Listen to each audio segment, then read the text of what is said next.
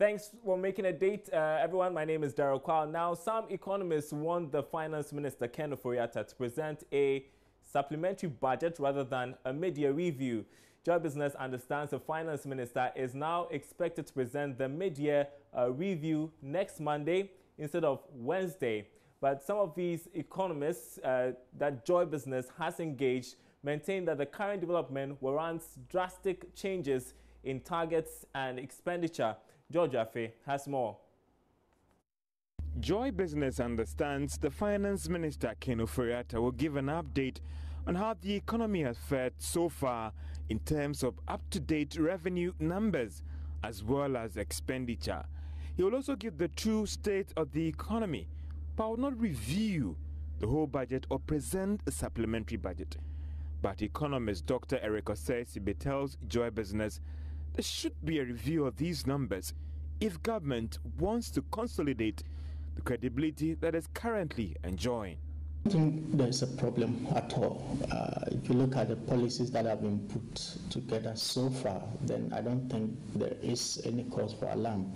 I think in regard to the size or the magnitude of debt, obviously you don't expect it to be coming down that drastically in this short period of time. It will take a bit of time.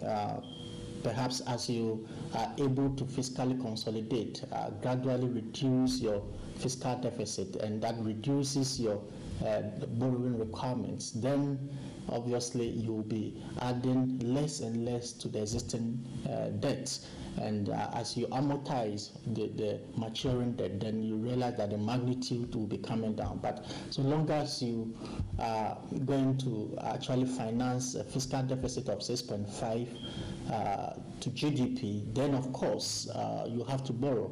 Economist Dr. Joe Abe tells Joy Business the current development warrants a supplementary budget. The mid-year review, if that is why it is not, what I find not very palatable is that there's still too much partisanship in the country.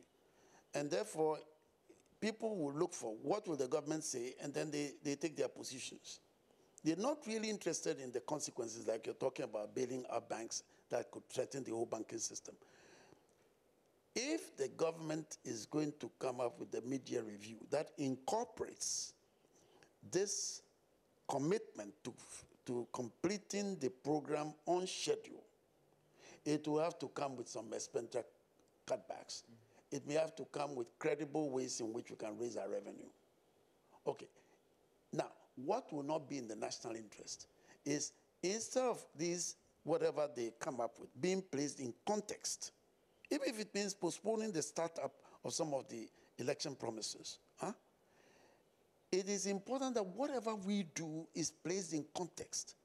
If not, you start the jeering, because it will be bad enough, in my view, that the government will be saddled with having to impose austerity, which is not their doing. If the minister heeds the call of these economists, then it might be a good time to update Parliament on the exact date that it wants to end the IMF program. Well, expectations are high for a reduction in lending rates following yet another policy rate cut from 22.5% to 21% by the Bank of Ghana on Monday. The central bank reduced the rate by 150 basis points, citing the positive economic outlook. More in this Business Desk report.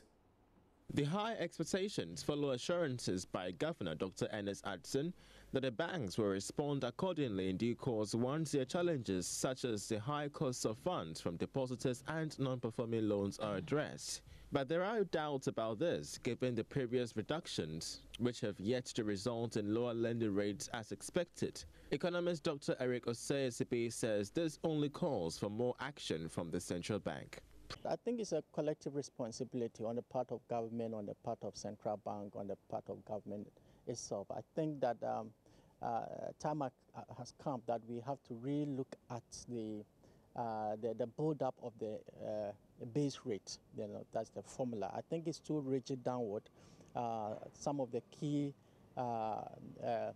building blocks have to be re-looked into so that it will make it more flexible. One of the things that this new governor should do is to be able to persuade the bankers to have some kind of moral suasion and prevail upon them to reduce the monetary, the average lending rate, so that the good side of the reduction will be trickled down to investors and the household to be able to invest and to expand the economy. Otherwise, it will amount to nothing, to not have any productive effect on the economy. Professor Godfred Buckben also believes it's high time an all-inclusive approach was adopted to achieve the desired results. There are other interventions in the market, like the Credit Reference Bureau and all of that, which are designed to perfect collaterals with loan amount and all of that, and iron out the delays in establishing ownership in properties and all of that, and also reduce long court proceedings, okay, over titles of properties and all of that. So you are looking at all of this collectively. So if we're able to do all of that collectively, then we do expect that banks would also respond in a certain measure. And that is why we're saying that it is important for the central bank to reinforce their decision and the signaling effect of their last meeting. Once you do that over a certain period consistently, then the market begins to have confidence in the economy that yes, it's time to also ease or take their legs off the accelerator and begins to ease the cost of doing business in the economy. The latest policy rate review brings to 450 basis points or 4.5 percentage points the year-to-date reduction of the benchmark, which somewhat influences the cost of credit. Now, an Access Bank Ghana has disclosed it is injecting about $20 million capital into its operations. The company says the capital has become crucial due to the many business opportunities the bank decided to undertake in Ghana. Managing Director of Access Bank, Dolapo Ogundimu, was speaking at the facts behind the figures session in Accra. He noted even though the bank has enough funds to recapitalize, the capital will be used to cater for some operations of the bank in Ghana. Commercial banks in the country are preparing to meet the new capital requirement expected to be announced by the Bank of Ghana this year. Even though Access Bank is a well-capitalized bank with a strong financial background, the bank says it requires some extra capital to be able to deal with other business operations in the country. According to the Managing Director, Dolapo Ogundimu, the bank has a bigger ambition for Ghana, hence the decision to engage its parent company for additional capital injection. Source money from our parent company to beef. Right now, our shareholders' funds is 456. I believe we have enough reserves to capitalize in the event that they call on it. But having said that, we have a lot of ambition for Ghana. So we're engaging our shareholder, our parent company, to inject new capital. And if we have to convert to permanent capital, then so be it. So before the end of this year, I might say that we might be getting an additional $20 million as second-tier capital, just to beef up our operations in Ghana. On his part, Ifeanyi Njoku, Executive Director of Access Bank, stressed the bank has enough funds to meet the new capital requirement whenever the central bank is ready. That's the way forward. Okay, expecting some $20 million from your company. You could not.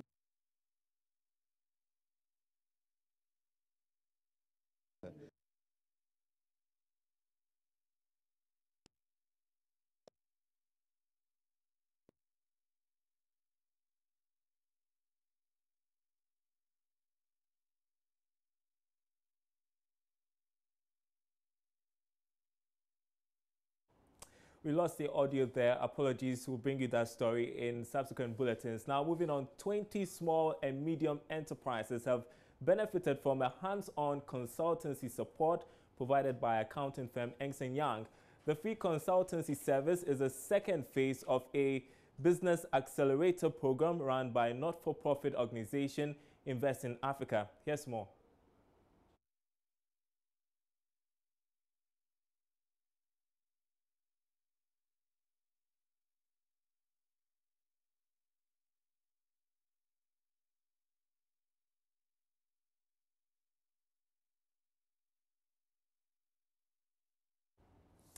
Apologies for that. We are taking a short break. We'll be back shortly.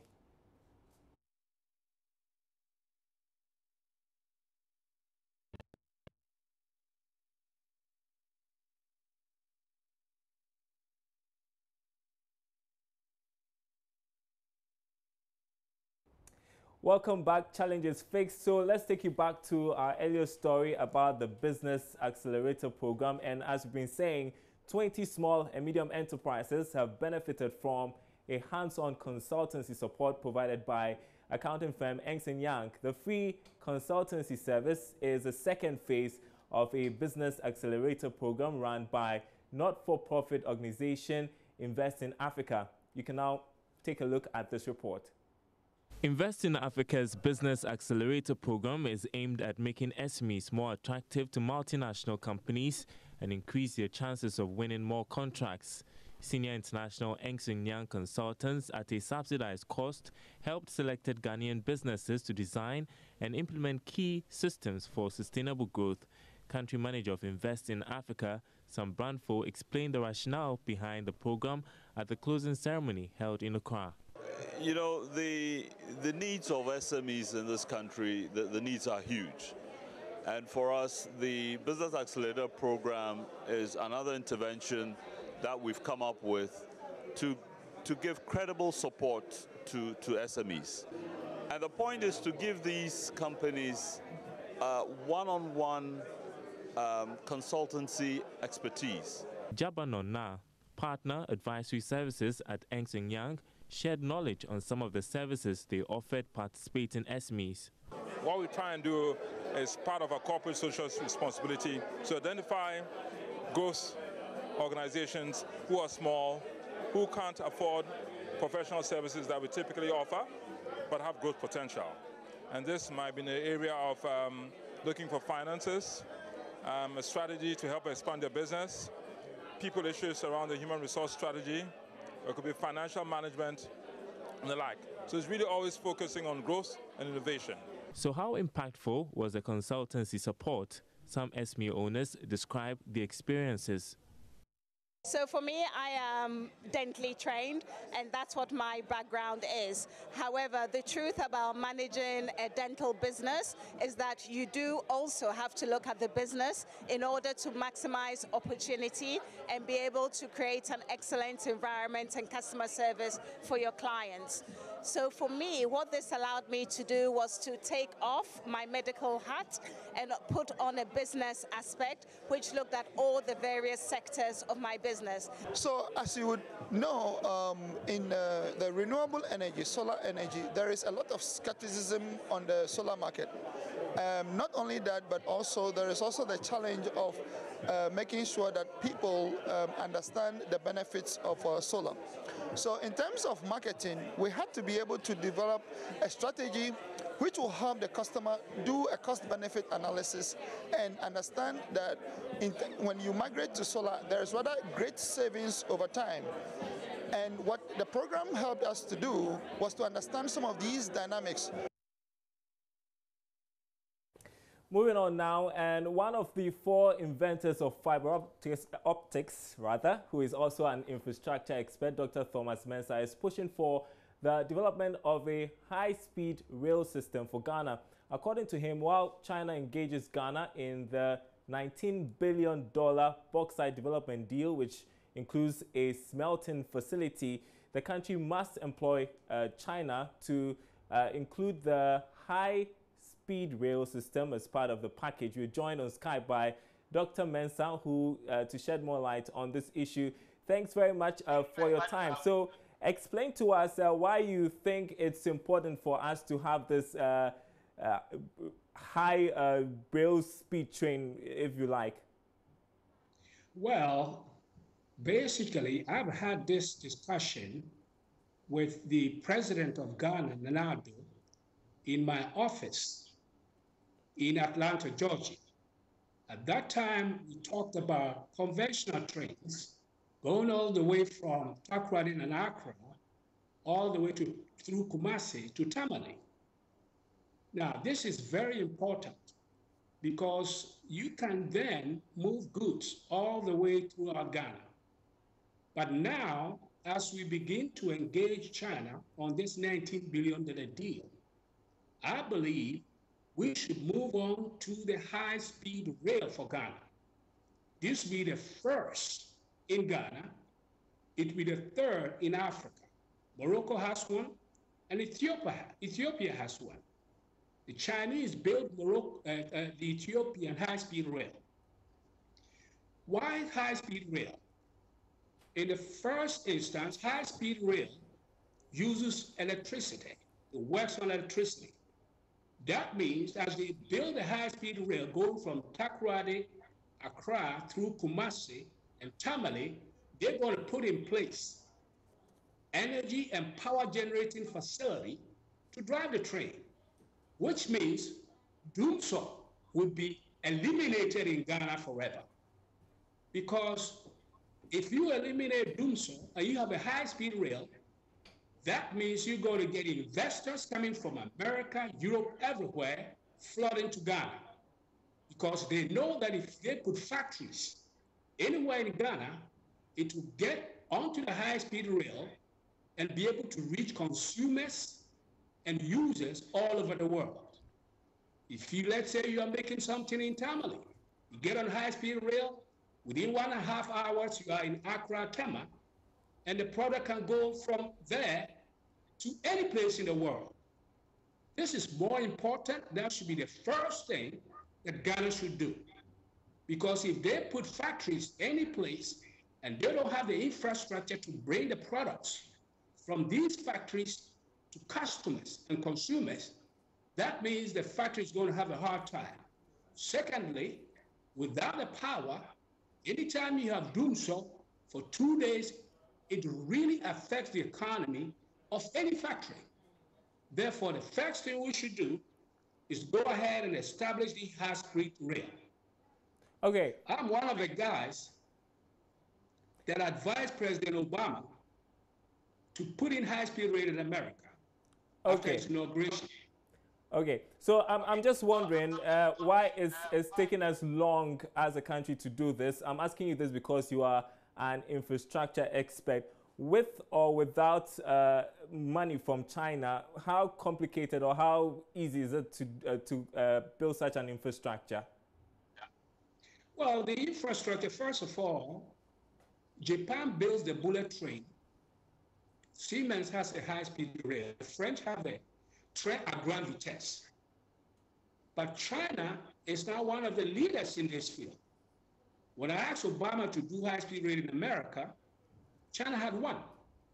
Now they have 40, which means they can make products in China. People go there. It's not just because of the cheap labor in China, but the real reason is that anything they make, they can move it quickly to the customers. And so technically speaking, I think any other country, Japan, Siemens, Spain, France can do it with us, but China, since they are at the table, with a $19 billion deal, it's in India's interest to help us do this, and they can do it very, very easily.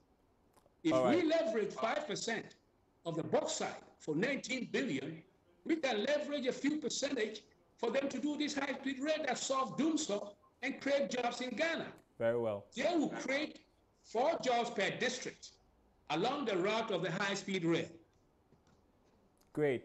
Thanks very much for your perspective, Dr. Thomas Mensah. He is an infrastructure expert there. We thank you very much for making time for the program. We are moving on. There appears to be some tension between bookshop owners and their counterparts who sell along some pavements in the Central Business District. This stems from what the bookshop owners describe as unfair competition posed to their business by the several vendors. Shop owners accuse the vendors of extremely cutting down prices, which deters patrons from visiting their shops and rather resort to buying from the streets. They are also concerned about the scramble for customers on the streets among vendors. There's more in this report. People who travel to the Central Business District to purchase stationery from bookshops usually end up with their hopes dashed, as vendors along the streets heckle them to rather patronize their wares. But why is that the case anyway?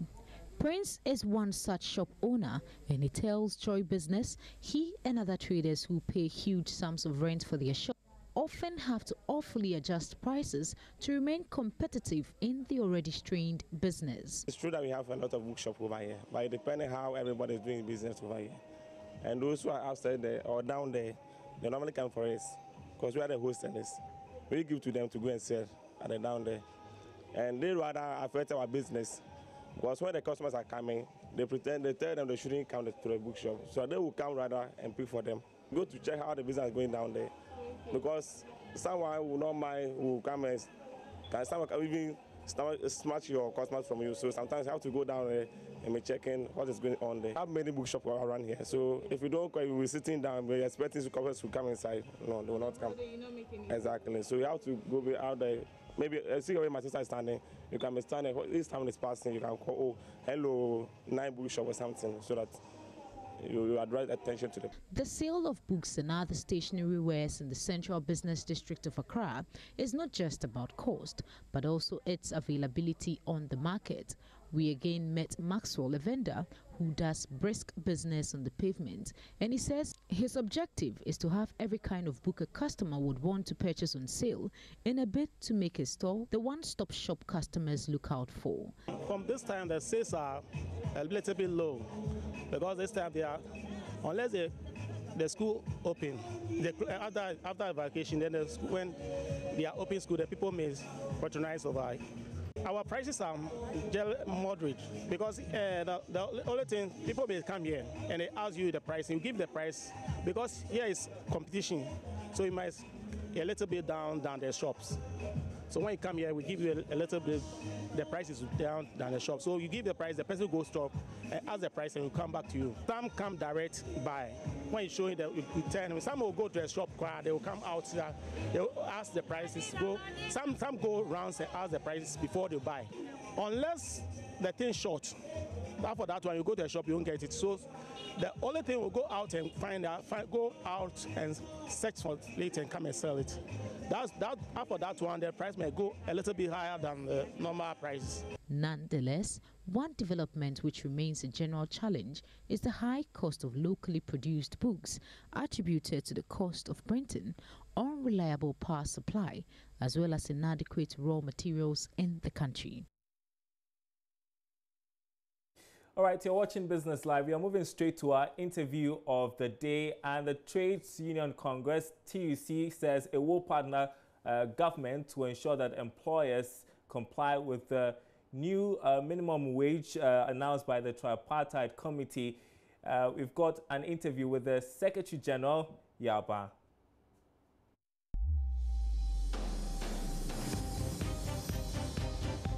Interview of the day. Are saying and are thinking that the only action available to the central bank, and for that matter, is liquidation. The governor was very specific. Said that liquidation. We know that some employers are still paying below the minimum wage. It is the responsibility of the government to make sure that every employer complies with the minimum wage in Ghana once it's set. But I know that the Labor Department is quite weak. So some employers are taking advantage of their weakness. And so they are paying some workers below the minimum wage, even though it's still very low. And this is usually those who are being employed alone, especially domestic workers. They have nobody to talk to. They work 24 hours. Even if they pay them over the minimum wage, they are made to work 10 hours, 12 hours, and so on. So effectively, they are being paid below the minimum wage. So you are right. But we will have to work together with government to make sure that the agencies that are responsible for monitoring minimum wage compliance are resourced. Our Labor Department is weak. The Factories Inspection Department is weak. Even our whole Ministry of Employment, if I tell you their budget, so it's a whole thing that we all have to come together and say, if it is important to Ghana that Ghanaians are not mistreated the way some employers do, we have to monitor this. And when we were negotiating minimum wage for this year, for next year, we brought it up. And we have got some assurances that government is going to pay some more attention to the monitoring and compliance. And we are ready to work with government to make sure these things are done. But in addition to that, you see, We expect every Ghanaian to exercise his or her right. As unions, wherever there's a union, I can assure you, no employer will pay below the minimum wage. That is assured.